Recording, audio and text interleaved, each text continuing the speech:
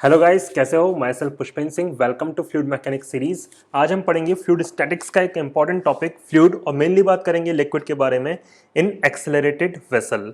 अब जैसे accelerated vessel बोला तो कई लोगों के मन में डाउट आ जाएगा, एक्सेलरेशन, अभी तो फ्लूइड स्टैटिक बोला था फ्लूइड स्टैटिक का मतलब क्या है? स्टेशनरी फ्लूइड की स्टडी। तो भाई ये तो एक्सेलरेटेड हो गया, तो ये फ्लूइड स्टैटिक्स में कहाँ से आया? तो देखो, सही बात है, लेकिन यहाँ पे क्या ना, वेसल एक्सेलरेटेड है, लेकिन यदि मैं वेसल के रेस्पेक्ट में देखूं तो लिक्विड अभी भी कैसा रहेगा? स्टेशनरी। तो देखा जाए ना तो कहीं पे भी एब्सोल्यूट रेस्ट में फ्लूइड तो कभी रहता ही नहीं है। ग्लास में पानी रखा हुआ है, ठीक है, अर्थ के ऊपर रखा हुआ है, अर्थ घूम रही है तो पानी भी घूम ही रहा है, ऑब्वियस सी बात है, ठीक है। तो एब्सोल्यूट रेस्ट या एब्सोल्यूट मोशन नाम की तो कोई चीज होती नहीं है, पहली बात, ठीक है। लेकिन जो फ्लूइड स्टैटिक्स में हम पढ़ते हैं, वो फ्लूइड स्टैटिक्स में मेनली पढ़ते हैं उस लिक्विड के बारे में जो कि वेसल के रेस्पेक्ट में क्या है? स्टेशनरी। और जब काइनेमेटिक्स और डायनामिक्स पढ़ेंगे तब वहां पे देखेंगे वेसल के रेस्पेक्ट में या सिस्टम, जिस भी सिस्टम में फ्लूइड है उस सिस्टम के रेस्पेक्ट में लिक्विड फ्लो कर रहा होगा, मोशन कर रहा होगा, तो उसकी स्टडी हम करेंगे काइनेमेटिक्स में और डायनामिक्स में। लेकिन जब तक वेसल के रेस्पेक्ट में वो स्टेशनरी है तब तक हम उसकी स्टडी कहाँ पे करेंगे? फ्लूइड स्टैटिक्स में। इसीलिए जो एक्सेलरेटेड वेसल है, वेसल चाहे एक्सेलरेटेड है लेकिन वेसल के रेस्पेक्ट में फ्लूइड क्या है? स्टेशनरी। इसलिए इस टॉपिक को हम पढ़ रहे हैं फ्लूइड स्टैटिक्स में। तो चालू करते हैं भाई। सबसे पहले देखते हैं, यदि आपका वेसल अपवर्ड डायरेक्शन में ए एक्सेलरेशन के साथ एक्सेलरेट कर रहा है तो देखो इस वाले केस में प्रेशर का वेरिएशन किस तरह से होगा ये स्टडी करना है। कैसे करेंगे? जैसे पहले कर रहे थे वैसे ही करेंगे भाई। सबसे पहले ले लेंगे एक फ्लूइड एलिमेंट, इसको बड़ा करके देखेंगे और इसके ऊपर बना लेंगे एफबीडी। एफबीडी कैसे बनेगा? यदि इस यहाँ पे प्रेशर P तो यहाँ पे फोर्स हो जाएगा P इंटू डी ए। नीचे का प्रेशर कितना हो जाएगा? थोड़ा सा ज़्यादा, P plus D P into D A. और यदि इसकी लेंथ है DH तो इसका मास कितना हो जाएगा? Rho into area into H. तो ये क्या हो गया आपके पास? वॉल्यूम इंटू रो, क्या हो गया? मास इंटू जी, वेट। ठीक है, ये तीन फोर्सेस लग रहे होंगे। यदि अपन इसको स्टडी करते हैं विद रेस्पेक्ट टू ग्राउंड, अच्छा, यदि आपका वेसल ए एक्सेलरेशन के साथ एक्सेलरेट कर रहा है तो ऑब्वियस सी बात है ये फ्लूइड का एलिमेंट भी कितने एक्सेलरेशन के साथ एक्सेलरेट कर रहा होगा? ए एक्सेलरेशन के साथ। अच्छा, by Newton second law of motion अपन बोल सकते हैं net force is equal to क्या होता है? Mass into acceleration. तो नेट अपवर्ड डायरेक्शन में फोर्स देखते हैं तो पीडीए से पीडीए कैंसिल आउट हो जाएगा, नेट अपवर्ड डायरेक्शन में फोर्स बचेगा DP into DA minus rho D A D H into G. That must be equal to mass into acceleration. Mass कितना हो गया? Rho D A D H into acceleration. ठीक है, यहां से आप डी ए उड़ा दो। जैसे आप इसको सॉल्व करोगे आपके पास आ जाएगा DP by D H that is equal to rho times G plus A. DP by D H क्या है? It is rate of increment of pressure with H. जैसे जैसे अपन डेप्थ में जाएंगे तो किस रेट से प्रेशर बढ़ेगा? तो जो स्टेशनरी फ्लूइड होता था तो उसमें होता था रो इंटू जी, ठीक है। लेकिन जब आपका वेसल एक्सेलरेट करने लग गया, ऊपर की तरफ एक्सेलरेट कर रहा है, तो वही रेट क्या हो गई है? रो टाइम्स जी प्लस ए। ठीक है, यहाँ पे क्या आ गया? जी प्लस ए। ठीक है, अब इसी चीज को एक बार सॉल्व करके देखते हैं विद रेस्पेक्ट टू वेसल। ध्यान से देखना किस तरह से करेंगे। यदि विद रेस्पेक्ट टू वेसल करना है तो हमने क्या कर दिया, अपना एक ऑब्जर्वर बिठा दिया वेसल पे। अच्छा, जैसे ही आप वेसल के रेस्पेक्ट में देखोगे तो इस फ्लूइड एलिमेंट का एक्सेलरेशन कितना हो गया? 0, क्योंकि इसके रेस्पेक्ट में तो फ्लूइड क्या रहेगा? स्टेशनरी रहेगा ना। बट सिंस ये जो ऑब्जर्वर है ये खुद एक्सेलरेटिंग है, तो जब भी आप एक्सेलरेटिंग ऑब्जर्वर के रेस्पेक्ट में देखते हो किसी सिस्टम को तो आप एक एडिशनल फोर्स लगाते हो जिसको बोलते हैं अपन स्यूडो फोर्स। और उस स्यूडो फोर्स की वैल्यू कितनी होती है? Mass into acceleration. और कैसे लगता है? यदि ऑब्जर्वर का एक्सेलरेशन ऊपर की तरफ है तो स्यूडो फोर्स कहां लगेगा? उसके अपोजिट डायरेक्शन में, नीचे की तरफ। ठीक है, अब देखो विद रेस्पेक्ट टू वेसल देखा जाए, मतलब ये आपका जो ऑब्जर्वर है इसके रेस्पेक्ट में देखा जाए, इसके रेस्पेक्ट में जो ये फ्लूइड एलिमेंट है ये कैसा है? स्टेशनरी। यदि स्टेशनरी है तो इसके ऊपर नेट फोर्स कितना होना चाहिए? 0।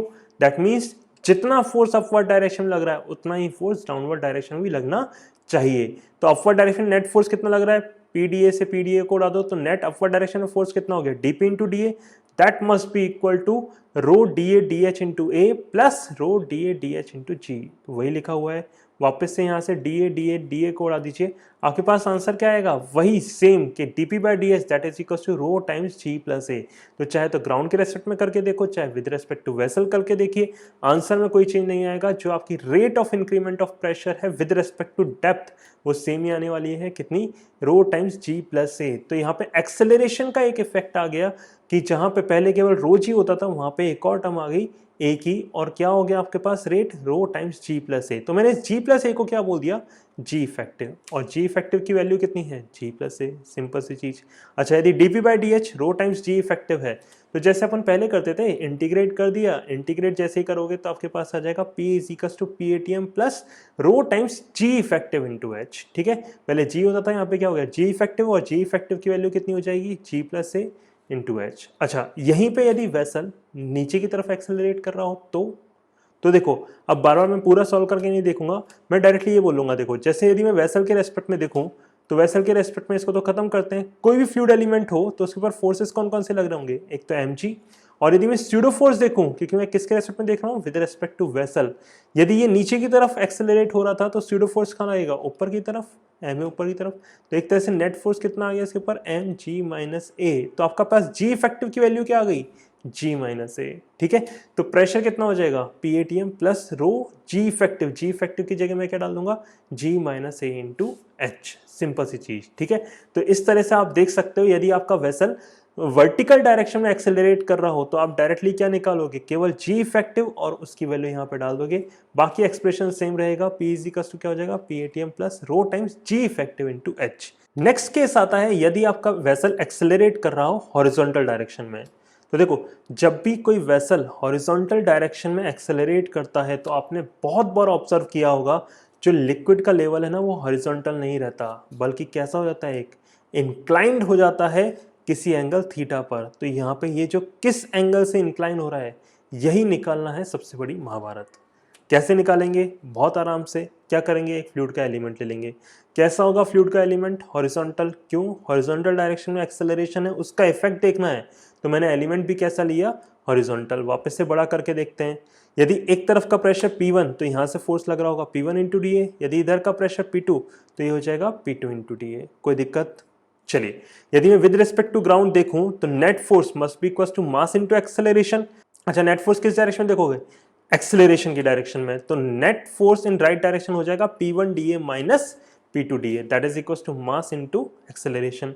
अब P1 और P2 की वैल्यू रख देते हैं, कैसे रखेंगे, यदि यहाँ की डेप्थ h1 है और इस वाले पॉइंट की डेप्थ h2 है, तो P1 हो जाएगा रो जी h1, P2 हो जाएगा रो जी h2, और मास की वैल्यू कितनी हो जाएगी, rho times DA, area into length into A X, that's it. ठीक है, वापस से डी ए उड़ा दीजिए। जैसे आप इसको सॉल्व करोगे तो आपके पास आ जाएगा h1 minus H two by L, that is equal to A X by G. What is this h1 minus H two by L, थोड़ा सा ध्यान से देखो तो क्या है h1 minus H two by L, ये h1 minus H two is the perpendicular, l is the base and this angle is theta, तो it is nothing but tan theta. तो tan थीटा की वैल्यू कितनी होती है, ए x by ji. Important है बहुत ज़्यादा, हमेशा और हमेशा याद रखना है। ठीक है, तो वर्टिकल डायरेक्शन में एक्सेलरेशन होता है तो उसके कारण प्रेशर में वेरिएशन आता है, और कैसे निकालते हैं, जी इफेक्टिव से।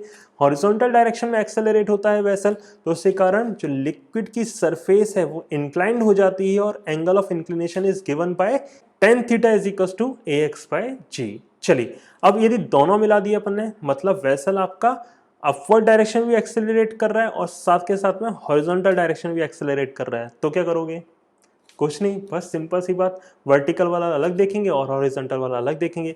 वर्टिकल वाले के कारण यदि upward डायरेक्शन में एक्सेलरेशन है तो स्यूडो फोर्स कहां लगेगा, नीचे की तरफ। ठीक है, एक mg ऑलरेडी लग रहा है, तो आपके पास g इफेक्टिव हो जाएगा। g इफेक्टिव कितना हो जाएगा, g effective will be g plus a y. और हॉरिजॉन्टल डायरेक्शन में एक्सेलरेशन के कारण क्या हो जाता है, सरफेस इंक्लाइंड, और एंगल ऑफ इंक्लिनेशन कैसे देते हैं, tan theta is equals to A x by g. तो यहाँ पे क्या बोलेंगे, यहाँ पे अपन बोल देंगे tan theta is equals to A x by g effective, और जी इफेक्टिव की वैल्यू कितनी हो जाएगी, g plus a y, that's it, खत्म क्वेश्चन, कुछ बचा ही नहीं। ठीक है, इस तरह से सारे क्वेश्चन करने हैं। चलिए नेक्स्ट एक इंपॉर्टेंट कॉन्सेप्ट, क्या कि अपन ने बोला कि हॉरिजॉन्टल डायरेक्शन में जब एक्सेलरेट करता है वेसल, तो लिक्विड की जो सरफेस होती है वो इंक्लाइंड हो जाती है। ठीक है, तो let's say this was the original level, तो लिक्विड का लेवल एक तरफ क्या हुआ होगा, फॉल, और एक साइड में क्या हुआ होगा, राइज। तो यदि राइज हुआ है x और एक तरफ जो फॉल हुआ है दैट इज y, तो x और y में क्या रिलेशन होता है, तो ध्यान रखिएगा x और y दोनों क्या होते हैं, बराबर। लेकिन ये आया कहाँ से, ये आया बेटा वॉल्यूम कंजर्वेशन से।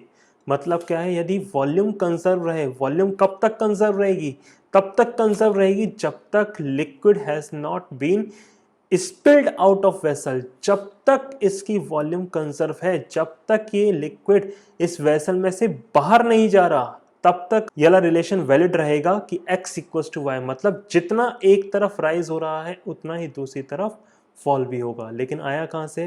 वॉल्यूम कंजर्वेशन से। ठीक है, volume conservation and by symmetry हमने बोल दिया कि भाई जितना यहाँ पे वॉल्यूम कम हुआ उतना ही वॉल्यूम यहाँ पे बढ़ गया, इसलिए x और y दोनों क्या होंगे? बराबर। That's it. इसका यूज करते हैं एक एग्जाम्पल में।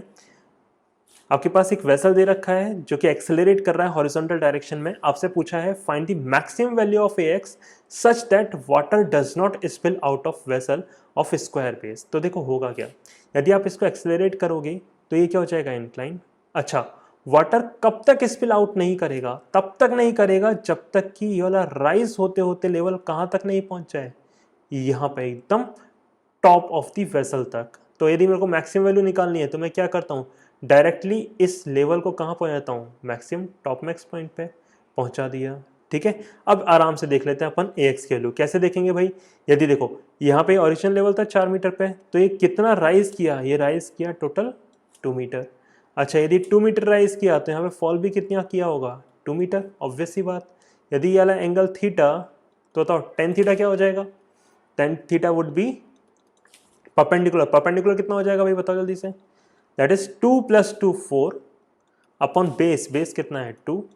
दैट इज इक्वल टू कितना होता है टेन थीटा का formula? It is nothing but ax/g। तो 2 से ये उड़ा दिया, आपके पास ax की वैल्यू कितनी आ गई? 2g। मतलब जब तक हॉरिजॉन्टल डायरेक्शन का एक्सेलरेशन 2g के बराबर नहीं होता तब तक लिक्विड स्पिल आउट नहीं होगा। मैक्सिमम एक्सेलरेशन कितना है? 2g। That's it. चलिए इसी का नेक्स्ट पार्ट में क्या पूछ रहा है? Find out the quantity of water spilled out of vessel of square base if ax is equal to 3g। मतलब क्या है? मतलब ये कि जब ax 2g था तब लिक्विड का लेवल कहां पहुंच गया था? टॉप मोस्ट पॉइंट पर। अब उसके बाद यदि आप एक्सेलरेशन बढ़ाओगे तो लिक्विड का लेवल और ऊपर तो जा नहीं सकता क्योंकि वेसल की वॉल ही खत्म हो गई। तो इसके बाद क्या होने लग जाएगा? लिक्विड आपका बाहर स्पिल आउट होने लग जाएगा। ठीक है, तो वही क्वेश्चन पूछ रहा है कि जब हॉरिजॉन्टल एक्सेलरेशन हो गया 3g, तो आपको बतानी है कितनी क्वांटिटी वाटर की बाहर स्पिल हो चुकी है। कैसे निकालेंगे भाई इस क्वेश्चन को? बहुत आराम से कर सकते हैं। देखो अपन बोलेंगे कि वॉल्यूम जो स्पिल हुई है वो कैसे निकालेंगे? It will be initial volume. Initially कुछ ना कुछ वॉल्यूम है, ये रही। ठीक है, माइनस इसमें से देखो अब क्या हुआ? कुछ वॉल्यूम कहाँ चली जाएगी? बाहर, और उसके बाद अंदर कुछ ना कुछ बचेगी। ठीक है, तो जो पहले वाली वॉल्यूम है उसमें से फाइनल वाली वॉल्यूम को घटा देंगे तो क्या हो जाएगा? जो भी वॉल्यूम बाहर गई वो निकल के आ जाएगी अपने पास। सिंपल सी बात। ठीक है, तो भाई इनिशियल वॉल्यूम कितनी हो जाएगी? ये क्या बना रहा है? क्यूबॉइड, स्क्वायर बेस है, तो इसका वॉल्यूम कितना हो जाएगा? 2 × 2 × हाइट कितनी है? 4। ये हो गई आपके पास इनिशियल वॉल्यूम। अब लड़ाई क्या है? फाइनल वॉल्यूम निकालने की। तो फाइनल वॉल्यूम कैसे निकालेंगे भाई? पहले ये देख लेते हैं कि लिक्विड का शेप किस तरह से होगा। ठीक है, तो चलो शेप देखते हैं। कैसे देखेंगे भाई? अपन मान लेते हैं कि जो लिक्विड का लेवल है वो कुछ यहाँ तक फॉल हुआ है। ठीक है, अब एक चीज बहुत ध्यान देने वाली है, यदि यहाँ पर 2 मीटर का राइज हुआ है तो यहाँ पर जरूरी नहीं है कि 2 मीटर का ही फॉल होगा। अपन मान लेते हैं y मीटर का फॉल हुआ है। अच्छा, क्यों जरूरी नहीं है? क्योंकि वॉल्यूम कंजर्व नहीं रही। अब वॉल्यूम क्या हो गई है? स्पिल आउट हो गई है। सेम राइज एंड फॉल कब होता है? जब तक वॉल्यूम कंजर्व रहती है। यहाँ पे वॉल्यूम कंजर्व नहीं है तो अपन बोलेंगे कि यदि यहाँ पे 2 मीटर का राइज हुआ है तो जरूरी नहीं है यहाँ पे फॉल 2 मीटर का ही होगा, कुछ अलग भी हो सकता है। निकालते हैं भाई उसकी वैल्यू। कैसे निकालेंगे? याला ट्रायंगल ले लेंगे। ठीक है, अपन बोलेंगे tan theta is equal to कितना हो जाएगा? देखो इस वाले ट्रायंगल में परपेंडिकुलर कितना हो जाएगा? 2 + y अपॉन बेस कितना हो जाएगा? 2। That is equal to ax/g, और ax कितना है? 3g upon g। तो g से g को उड़ा दीजिए, यहाँ से आपके पास y की वैल्यू आ जाएगी 4। y की वैल्यू 4 का मतलब क्या है? कि पूरा लिक्विड का लेवल यहाँ से नीचे तक डाउन हो गया। नीचे तक डाउन होने का मतलब क्या है? कुछ इस तरह की शेप बना दी। अब इसका वॉल्यूम निकाल सकते हैं अपन। कैसे निकालेंगे भाई? इसका एरिया निकाल लेते हैं। एरिया इंटू लेंथ कर देंगे। लेंथ कितनी हो जाएगी? जो इंटू द प्लेन है दैट इज 2 मीटर। तो वॉल्यूम फाइनल क्या हो जाएगा आपके पास? Half into base that is 2 into height 6 into length. Length कितनी है? स्क्वायर बेस है तो इंटू द प्लेन कितना होगा? 2। That's it. ठीक है, यहाँ से आपके पास वॉल्यूम स्पीड आ जाएगा। इस तरह से इस क्वेश्चन को आप कर सकते हैं। अच्छा, इसी का नेक्स्ट पार्ट अब ये पूछ रहा है कि find the quantity of water spilled out of vessel of square base if Ax is equal to 6G। अब देखो 3G तक लिक्विड यहाँ पे पहुंच गया टॉप मोस्ट लेवल, और बॉटम मोस्ट लेवल कहाँ पहुंच गया था, यहाँ पर। अब इससे ऊपर जा नहीं सकता, इससे नीचे जा नहीं सकता, नीचे भी नहीं है ऊपर भी नहीं है, तो अब क्या होगा, अब इसके बाद लिक्विड का लेवल होने लग जाएगा कुछ इस तरह से, ठीक है, और फाइनली कुछ यहाँ पर आ जाएगा, ठीक है। मान लेते हैं let's say this distance is x, तो x निकाल सकते हैं। कैसे निकालोगे भाई x, कि tan theta is equal to क्या होता है, it is nothing but ax by g। ax कितना है 6g अपॉन g, g से g को उड़ा देते हैं। अच्छा इस ट्रायंगल में देखें तो टेन थीटा कितना हो जाएगा 6 बाय x, तो 6 से 6 को उड़ाओ, आपके पास x क्या आ गया 1 मीटर। मतलब बस यहाँ पे 1 मीटर तक ही लिक्विड रहेगा और ऊपर यहाँ तक। अच्छा वॉल्यूम स्पिल्ड निकालना है, तो वॉल्यूम स्पिल्ड कैसे निकालेंगे भाई, सिंपल, पहले कुछ वॉल्यूम था उसमें से फाइनल कुछ वॉल्यूम को घटा दीजिए। जैसे आप फाइनल वॉल्यूम घटा दोगे आपके पास क्या आ जाएगा, जो भी वॉल्यूम बाहर चला गया, जो भी क्वांटिटी बाहर चली गई वाटर की, ठीक है। इनिशियल वॉल्यूम पता ही है 4 इंटू 2 माइनस फाइनल वॉल्यूम, इस ट्रायंगल का area that is half, into base कितना हो गया 1, into height is 6, into length तो कितनी रहेगी 2 ही रहेगी, सिंपल एज दैट। यहाँ से आपके पास क्या आ गया वॉल्यूम स्पिल्ड, ठीक है। तो बस इस तरह से क्वेश्चंस को आपको करना है। क्वेश्चंस बहुत ज़्यादा आसान है। अगेन देखो जब भी क्वेश्चन होता है क्वेश्चन बहुत आसान होता है, बस उसको समझना इंपॉर्टेंट है। जैसे ही समझ में आ गया क्वेश्चन को आप आराम से फोड़ सकते हो, कोई दिक्कत नहीं है, ठीक है।